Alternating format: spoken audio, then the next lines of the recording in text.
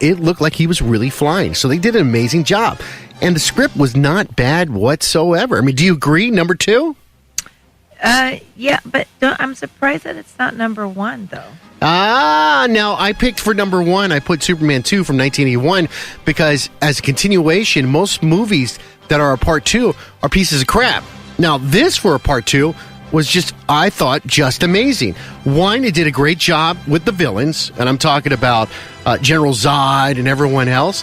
And it continued on with a storyline of him, he wanted to be human, and bringing his father from Krypton out, talking to him, and even getting his powers back. Now, that's what I believe. What do you believe? Why would you switch it?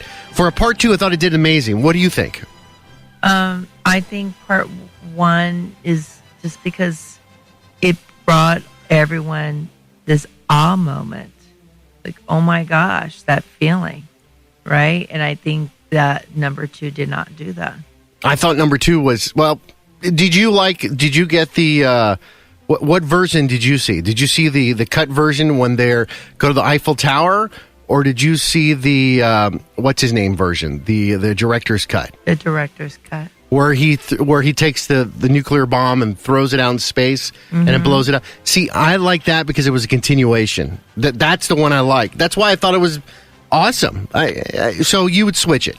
Yes. Sir. So you would go, let me just get this right. All right, this is how you'd break it down. You would go number 8, Quest for Peace, right? Number 7, Superman. Then you go number 7, Superman 3, and then you'd go number 6, Justice League. Correct. Okay, and then, but everything else I was right. Except for the beginning 1 and 2. But what about Batman versus Superman Returns? You would make Superman worse? Oh, yeah, that's right. Yeah, it's right. So no, Superman Returns will reverse Batman versus Superman. Okay. Well, I guess we're going to have to agree to disagree, even though I'm relationship. But I actually got to admit, I think mine's, and I'm just saying, as a third party or an outsider. Okay, what host ever thinks they're ever wrong? I would have to say outside. If I was a third party, I'm just saying. You're not a third party. I'm saying if I was. You can't say. Okay, You're not an actor. You're not Christopher Reeve. You're not even Hollywood superhero man. I am listening to the show. Let's say I'm listening to the show. I'd have to say this is a good list. Really. I would just, but that's me. And I'm just a little, that's how me. So let's go over to Star Wars news. You are just a little. But go ahead. Now, Star Wars is going on a hiatus following the rise of Skywalker. This is according to Bob Iger. And they want to do that because they said that they're just throwing out too many movies and they want to slow it down a little bit. And they said proof in the pudding is because Solo was just thrown out too fast. They didn't think about it. And so don't expect to see a Star Wars movie to hit the theaters till maybe 2023, 2024 when they're supposed to make some new 3 movies and they haven't found directors yet. Your son will be in double digits numbers by then. It happened. I was excited. I remember I was just waiting for episode 1 to come out. I can't believe we're getting episode number, 10 now? 9? I wish they did every other, but and I understand and they're right, but remember when we saw Rogue and we thought it was going a little bit too fast and then we're blown away? And then that got us hyped up for for Han Solo. That was a dud. He has a valid point. But everybody says there's directors they pick, really. Yeah, they say Han Solo was a dud. Han Solo wasn't that bad. Okay, so let's say Superman. Okay, Superman, Quest for Peace, or the Solo movie. Which one's better? Oh, you know the answer to that. Come on, give it to me. Which one's better? Yeah, Solo. See? There it goes. I mean, I'm just a bystander. I'm just throwing it out there. You know what I'm saying? Again, and the host of the show. So they're telling us this is going to be on a hiatus. But that doesn't mean that Star Wars is going to be really on a hiatus. Because remember, and they're saying this because they're not putting stuff out, Disney has a plan for everything they do. It is called the Disney Plus. Oh, yeah, because We've got The Mandalorian coming out, which is going to be next Tuesday. That's going to be a weekly series, and I believe they have 10 episodes, so what is that, a month and a half? And then right after that, they've got a continuation for, what is it, the Resistance, another show. And then they've got so much stuff going on. Oh, and they've got the Obi-Wan Kenobi TV series is going to be on Disney Plus. I know, but can I give you the ranking of all the Star Wars movies very quickly? Empire Strikes Back, number 1. But number go ahead. 11, The Clone Wars, 2008. And then listen to me here, host, number 10, Solo, A Star Wars Story, 2018. Are you talking about how much money it made? Yep, this is right, Lise. Episode 2, Attack of the Clones, 2002, because money doesn't lie. Number 8, Rogue One, Star Wars Story, 2016. Mm-hmm. And then number 7, Episode 3, Revenge of the Sith, 2005. 6 is Episode 6, Return of the Jedi, 1983. That was the first one I've ever seen. Mm-hmm. Number 5, Episode 8, The Last Jedi, in 2017. Piece of junk. Episode 4, which I did not like. Oh my God. Episode 1, The Phantom Menace, 1999. And then we have Episode 5, The Empire Strikes Back, 1980. I was pregnant when I waited for that movie. And then Episode 3, during the Empire Strikes Back, you were the other one. The one prior. I was like, 7. Hold on a second. Yeah, I'm 100 years old. Thank you. And then Episode 7, The Force Awakens, 2015. Was it number 1? No, and number 1 is A New Hope in 1977. Wow, that still holds up as making the most money. That's right. So 2 is The Force Awakens, and then 3, The Empire Strikes Back. All right. Well, hitting box office is December 20th is Star Wars The Rise of Skywalker, which I have a feeling is going to do very, very well. Oh, my God. Okay, well, so now, prediction. Put it in the number of this rank. Where do you think it's going to be? Above Revenge of the Sith. Revenge of the Sith. That's going to be... Should be number 5, number 6? No, The Last Jedi is number 5. Return of the Jedi is number 6. You mean it's going to be 6? I think number 6, yeah. All right. That's still really, really good. So, once again, we're going to say this. Those movies, they're on the list of doing that's still not bad. They still do really, really well. And people shouldn't think, oh, yeah, it's going to be bad. So these movies are in hiatus. That doesn't mean we're going to miss out on stuff. Again, like I said, Disney Plus is coming up. Oh, hell. We've got The Mandalorian. We've got the Obi-Wan story.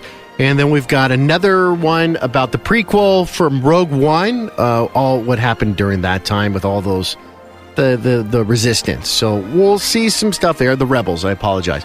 There's plenty of stuff coming on the Disney Plus, not to mention Marvel and stuff. It's going to keep us busy, but they're going to be focusing on Marvel a little bit more too. But don't forget about one of your other stories that you've made about Disney which I think is going to blow records away, is Frozen 2. Do not underestimate the nagging child. Well, did you see the article we wrote about that? The first reviews that came out? There's hardly anything. They said even the negative one is good. And then I just put out on your Nerdside Twitter account that they're actually breaking through a lot of stereotypes again. Again, as you guys know, or if you don't know, from the first Frozen movie, it wasn't the man that saved the woman, but it was the love of sisterhood that saved each other. And now in Frozen 2, one of the big key differences is, what do you think it is? That's not on your article. She dies. Women are wearing pants these days. So welcome to changing that. A woman has to always wear a dress and look always pretty, except, the girls are like Barbie looking and Barbie figures. But at least some small changes help. All right. We're going to go and we're going to come right back. We're going to go into an interview. This one was done at CreatureCon, I believe. Yes, CreatureCon in Sacramento. This is the actor, Kane Hodder. And he is the actor that plays Jason Voorhees. We got to talk to him for a little bit, exactly how he got into it, how he played Jason, what he did. He was actually played like 6 movies. He played against, he was also in the one with Freddy, Freddy Goes to Hell, the Final Fantasy, and then he also fought Freddy Krueger. Those are the ones, if you exactly know it. There are so many different Jason movies, I know it's hard to follow. I think there's about 9 or 10 of them, and thinking about rebooting again. Well, let's shock to Kane. We're going to come right back. Hooter. So she got it wrong too. Listen to me. Sam did. Come on. You gonna say my name correctly? Kane Hodder. Hodder. Pronounce it for me. This is great. If it was 2 T's, Hodder. What would you say? Hodder. So it's Hodder. Of course it is. It's Hodder. It's a double consonant. I love it. Okay. And are you upset at me about this? The previous vowel to a double consonant is almost never. I don't want to get you upset. Promise me you won't get mad at me? No, no promises. Pronounce my name correctly and we're good. Thank you again, buddy. I love this. All this is being used. I love this. Great. Oh, I love this. Kane, stuntman. Kane what? Kane Hodder. Correct. Stuntman.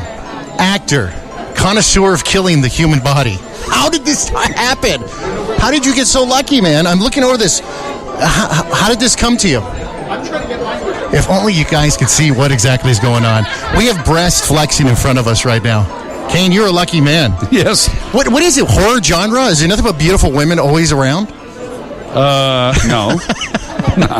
I loved you in the documentary. You did a great job in the documentary. I've Thank you. Just told my story, was all. How did you get lucky to do something like this? Well, I mean, I did get lucky, yes, Yeah. but I worked very hard to get to that lucky point. Yeah. Busted my ass to be able to do stunts, and once it finally happened, I really did my best to work in a craft that I loved, and then was fortunate to be chosen to play Jason, and that's when everything changed. So are you happy that iconic role is given to you now? Well, What? Do you love that role given to you now? It's amazing, isn't it? Come on, by the time I started playing Jason, it was a character that was known around the world. Yeah. So now when I'm stepping into that role, Yeah. that was a huge honor. So when they gave you the role, did they say, hey, we want you to do this, this, or this? Or did you just go with, I'm going to do it this way because this is the way I'm going to do it, to play Jason? Well, I mean, John Beekler is the reason I played the character. And he had some suggestions, but basically let me do what I thought was best for the character, and it worked out very well. So if a new version of it comes up, it gets rebooted again, anything happens like that, they're going to call you. They're going to call you again to do it, correct? I mean, who knows? But when they do it for you, your name is so well known behind it now. Yeah, but I didn't do either of the last two, so I did 7, 8, 9, 10. Then they did Freddy versus Jason with somebody else, and then the remake with somebody else's again. So yeah, but the remake wasn't that great to begin with. It was. I never saw it, but it was all right. So let's get back to your stunt work. How did you get into stunt work doing it? Is it a craft you learned from somebody? Did you want to do it, or did you? I just fell in love with the idea of doing crazy things that I used to do to entertain my friends. Yeah. And to do them on film and get paid well for them. So I just became obsessed with the idea of doing stunts. And it took quite a while to start working or making a living, but once I did, it just took off, and I just continued. So are they still calling you for consulting things for stunt work? And I heard you never get out of it, no matter the years. Are you still? Well, yeah, I mean, that's kind of true. It's always in your blood type of thing, and I do get called to stunt coordinate films. Yeah. I did a movie last year with the Impractical Jokers. Okay. Hasn't come out yet, but I did their movie as stunt coordinator and playing a character. So it's constant work for you. Now, these Comic-Cons like this, or these signature cons, are they calling you all the time for them? Yeah. And then how does it feel for them to love you like this? How does it feel for some of the fans that come up to you? Do you love it? Fair, of course. I mean, anybody that says they don't is full of shit. It's a very gratifying thing when, in particular with me, when somebody will show me a picture of me holding an infant at a convention. Yeah. And now they're standing in front of me and they're 25. Yeah. That same person. Yeah. So that's pretty cool. So would you ever don the mask again? Of course. I never wanted to quit, so if you did a panel here at the convention, would you don the mask on stage, or no? No. There has to be something very special. Yeah, I mean, I'd do it again for a movie, but, to I've done some conventions where I do photo ops in a costume. Oh, that's awesome. That's kind of a pain in the ass. Pretty uncommon to do that. All right. And then if people want to reach you and see and what you're up to, what